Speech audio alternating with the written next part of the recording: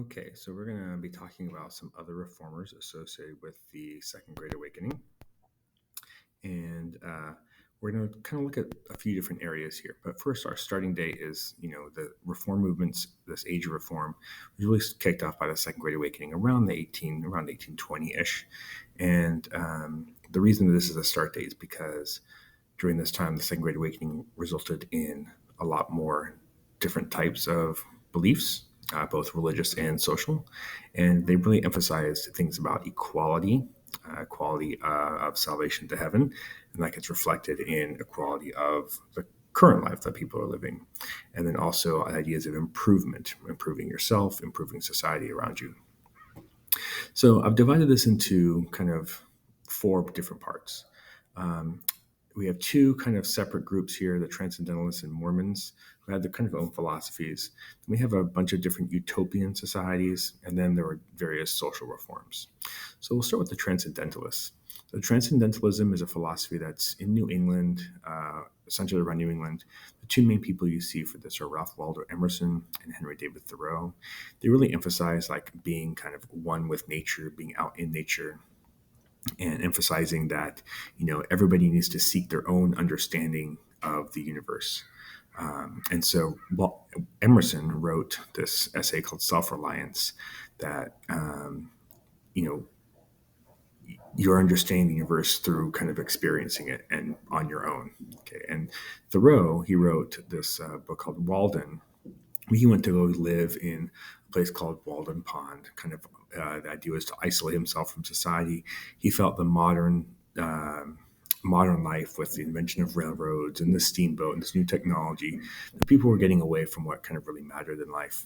He also believed in this idea of civil disobedience, which is, disobeying the law that you felt was unjust or unfair. So, like when the United States went to war with Mexico, which was over the expansion of land to the west, he saw that as really emphasizing kind of supporting slavery, and he was opposed to that, right? So he refused to pay taxes, and he was jailed for a little bit because of his refusal to pay taxes.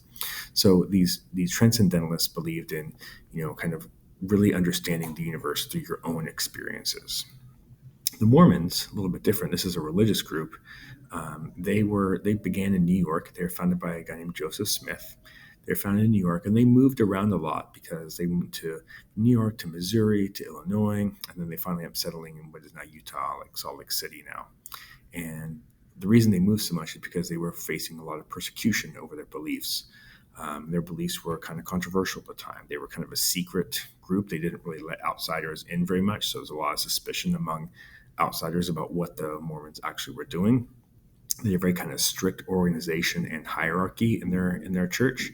And then the most unpopular thing of all was polygamy. That's the practice of taking multiple wives. And so these religious beliefs were kind of counter to what a lot of people in mainstream society thought was appropriate. And so they were kind of run out of places. In Illinois, there was violence and stuff. Joseph Smith ends up getting killed, and then Brigham Young ends up taking over.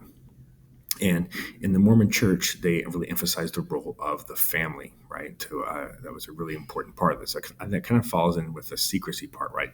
It's very closed off because of they believe that the family, the immediate family, was the most important unit. So we have this is a religious group that kind of exists outside of the mainstream of what we would consider Protestant Christianity at that time. Okay, the Mormon Church is still around today. Utah is a state that has been historically dominated by Mormons, and so a lot of these things in Utah are reflective of Mormon ideas. All right, so then we have utopian society. So a utopia is an attempt to kind of make a perfect society, and that goes quite along well with the ideas of the Second Great Awakening, ideas of equality and improvement. We have Brook Farm by George Ripley. This was emphasizing equal share of work, and the idea is like if we all participate in the work, then we have more time for leisure, more time to think about things and kind of understand the world. And they really emphasize manual labor. They saw manual labor as a way to focus your mind. It's pretty short-lived, about 7 years here. And then we have New Harmony by Robert Owen. This again focused on equality, found a little bit earlier in 1825. And then we have the Oneida community. It's probably the most famous one. Sometimes if you go to a store and you look at silverware, like forks and knives, you'll see it say Oneida on them because they actually have They're no longer this utopian society, but they make silverware. Anyway, John Humphrey Noyes was the founder of it, and they rejected ideas of traditional marriage, right? But it's not like free love, like everybody can, get together with whoever they want. It was seen as they were emphasizing this idea of the liberation of women from this role of being just wives and mothers, of being their primary role in society. So they were kind of emphasizing that. So it kind of goes along with ideas of equality for women, although this was certainly a outside the mainstream group. We also have the Shakers. This is a group that had been around since the 1700s. But in the 1840s in the North, they began to get a lot more members, about 6,000 at their peak. And they got their name, the Shakers, because they had this dance that they kind of shook themselves free of sin. And again, this was kind of dominated by women here and emphasizing gender equality.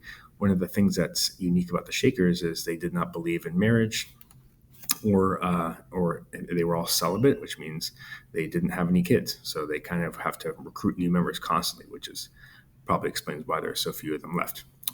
So these are all attempts to create utopian societies, and it emphasizes this idea of the Second Great Awakening of kind of improvement and ideas of equality.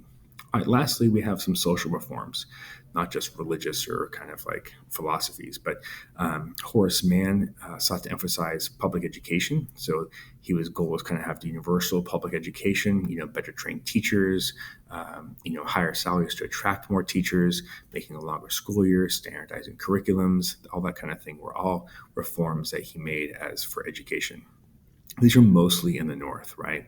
So, we see down here that there was still a lack of education for enslaved people. And in the West, because things were so spread out, there wasn't much access to education, schools, or books, that sort of thing. So this occurred mostly in the North, and particularly in places like Massachusetts. We also have these kind of a loose organization of kind of charitable groups for kind of the handicapped at the time called the Benevolent Empire. And we have the first school for the blind, the Perkins School for the Blind, is established. So again, we're starting to see attempts to bring other people into society and kind of help them, adjust and again, emphasizing this ideas of equality and improvement. We have Dorothea Dix. She was known for her reform and work with the mentally ill. This is part of what's called the asylum movement. This idea that you're creating places where the mentally ill could be treated and treated more humanely, right?